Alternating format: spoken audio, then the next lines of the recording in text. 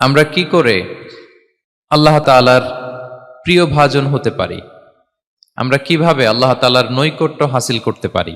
ইবাদতের মধ্য দিয়ে কিভাবে আমরা আল্লাহর আরো প্রিয় হয়ে উঠতে পারি? এই টপিকটা নিয়ে আমরা কিছু কথা শুনবো ইনশাআল্লাহ। তার আগে আপনারা বলুন যে আমরা সবাই আল্লাহ তাআলার প্রিয় হতে চাই কি চাই না? সবাই আল্লাহর প্রিয় হতে চান? তো আমরা সবাই একমত হলাম যে আমরা আল্লাহর কাছে যেতে চাই, কিন্তু কাছে যাব কি করে? তাকে তো আমরা দেখি না। আল্লাহকে দেখা যায়? দেখেছেন কেউ কখনো? আওয়াজ করে বলেন, আল্লাহকে দেখেছেন কেউ? তো যাকে দেখি না তাকে কাছে যাব কি করে? একজনকে চিনি, চিনলেই না তার কাছে যাওয়া যায়, কি বলেন?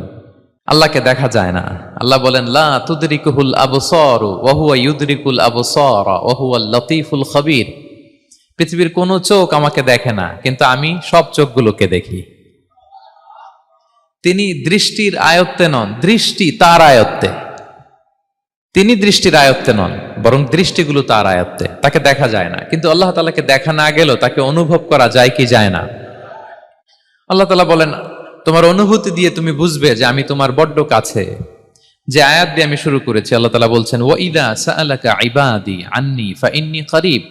নবী হে, আমার বান্দারা যখন আমার ব্যাপারে জিজ্ঞেস করে আপনি বলুন ফাইন্নী করিব, আমি খুব কাছে। আল্লাহ কি দূরে না কাছে? সবাই বলুন, দূরে না কাছে? আল্লাহ বললেন আমার বান্দারা যখন জিজ্ঞেস করে আমার ব্যাপারে আপনি বলুন আমি ফাইন্নী করিব, আমি কাছে।